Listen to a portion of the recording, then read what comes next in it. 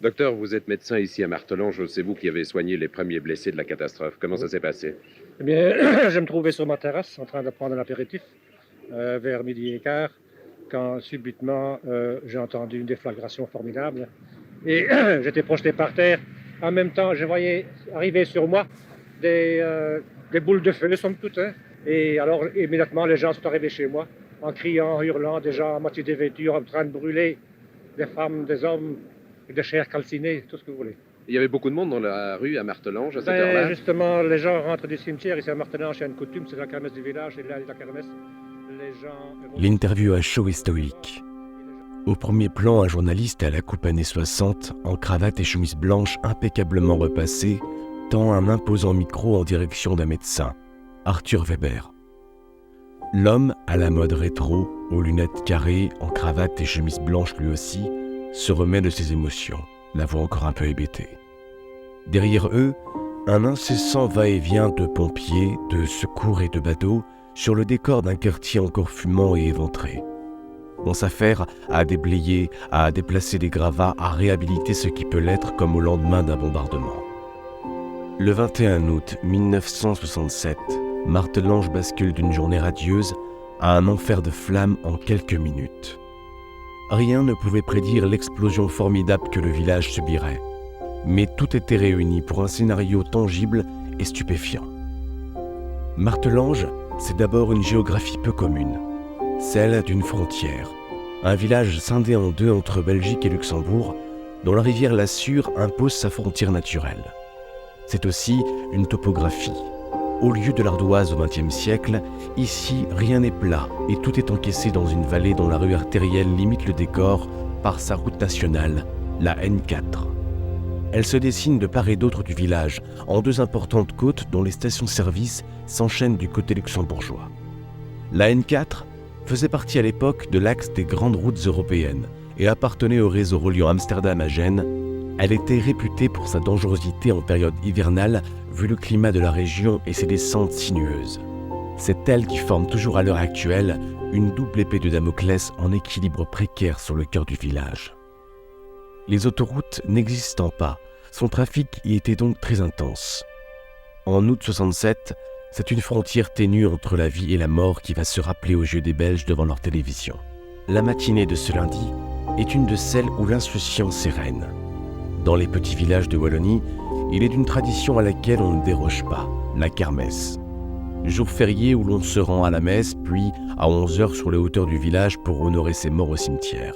Ensuite, on savoure la journée en attirant le temps par quelques manèges brinque-ballants pour les enfants et en buvant sereinement quelques bières au café du coin. Loin de vouloir une quelconque ivresse, non. Ici, on fait durer les gorgées de bière comme s'égrènent lentement les heures d'un été dans les années 60. Tout le monde se connaît et l'on appelle les maisons par le nom de famille de ses occupants. L'occasion d'être sur son 31 en appréciant les rayons du soleil entre bavardages informels et rires complices. Ce jour de kermesse va faire voler en éclats l'insouciance de l'été et la tranquillité du village. Plusieurs destins en cette matinée sont scellés. À Maastricht, Charlie Moff prend la route à bord de son camion-citerne rempli de 47 000 litres de propylène liquide en direction de Metz en Lorraine. La journée s'annonce parfaite, d'autant plus qu'il doit se rendre à un mariage le soir même en France. Son camion fait partie d'un convoi de 4 bahuts du même genre. Il est prévu par mesure de sécurité de rouler à une distance de 15 minutes l'un de l'autre, soit 3 km. Était-il trop rapide en descendant la côte de Martelange ? Toujours est-il qu'on ne sait toujours pas pourquoi le 6e et dernier virage fut raté. Le camion s'encastre dans le parapet du pont qui enjambe la rivière et explose instantanément. Le chauffeur meurt sur le coup. Sa cabine est catapultée au premier étage d'un immeuble et s'écrase côté luxembourgeois sur une station-service qui s'embrase aussitôt. Dans le même laps de temps, la citerne de 6 tonnes, telle une fusée, est propulsée par le gaz enflammé sur une distance de 400 mètres pour retomber dans un atelier alors que son train de roue s'écrase 100 mètres plus loin. Un autre train de roue finit sa course en face de la station-service dont le mazout se consume dans un panache noir intense et amorce d'autres incendies. Le gaz libéré se mélange à l'air. Il forme une véritable boule de feu qui s'élève dans le ciel bleu à une hauteur de 100 mètres à 960 degrés. Le rayonnement thermique de l'explosion est fatal à toutes les personnes présentes dans ce périmètre. Des flammes surgissent des avaloirs d'égouts. Le feuillage des plantes roussit d'un seul coup et les vitres volent en éclats. Les vêtements des passants fondent sur leur peau, faisant d'eux de véritables torches humaines. À proximité de l'impact, les personnes, les bâtiments et les véhicules sont soufflés. L'embrasement des matériaux est instantané dans un rayon de 80 mètres. 4 personnes d'une même famille périssent aussitôt carbonisées dans leur voiture. C'est un véritable mur de flammes qui emprisonne le cœur du village. Et déjà des incendies multiples se déclarent dans les cris des blessés et des personnes en feu. Tout n'est que flammes et décombres. L'onde de choc est entendue jusqu'à 40 km à la ronde. Tout cela en moins de 5 minutes.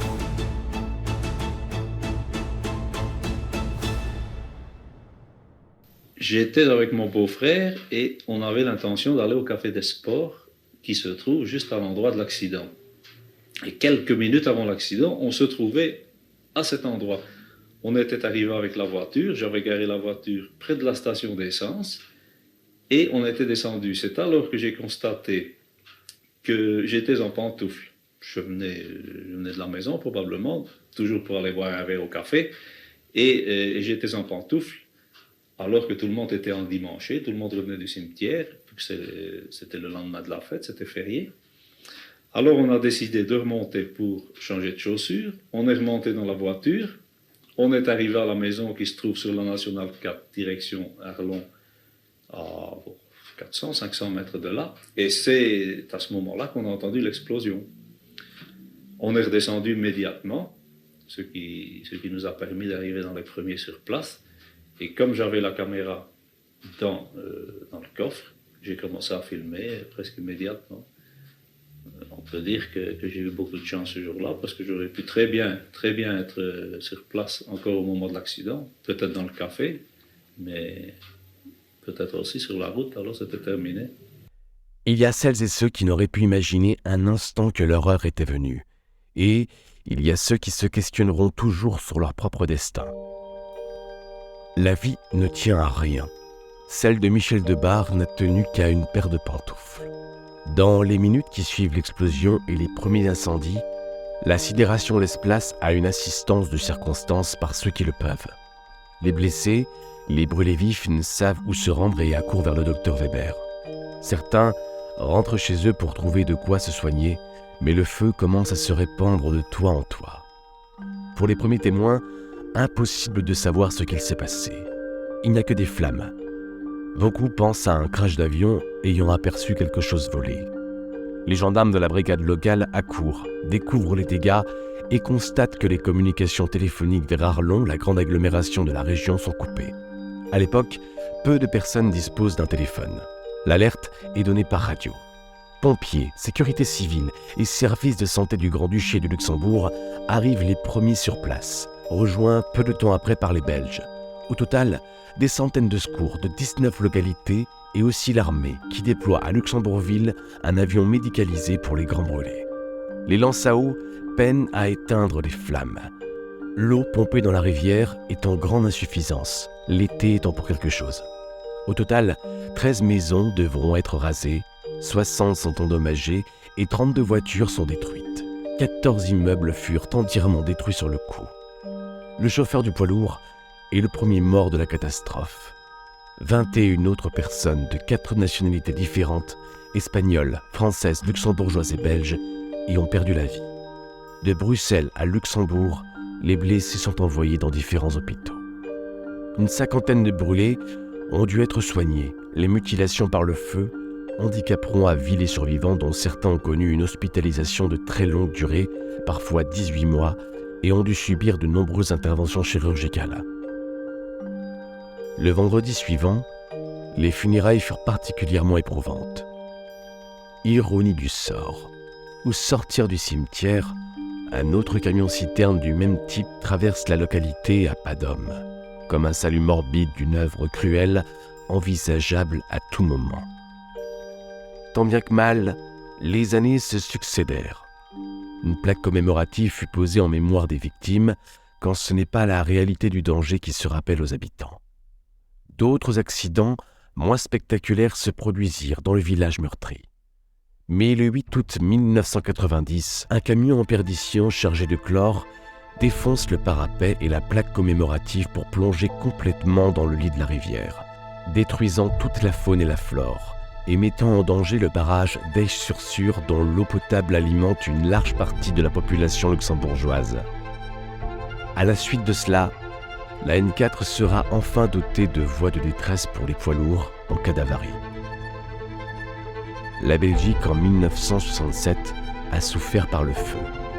3 mois avant la catastrophe de Martelange, eut lieu le plus important sinistre du royaume, l'incendie de l'Innovation. Le plus grand magasin du pays, en plein cœur de Bruxelles, chef-d'œuvre de l'Art Nouveau, fut la proie de flammes dévastatrices. On y dénombra 251 morts.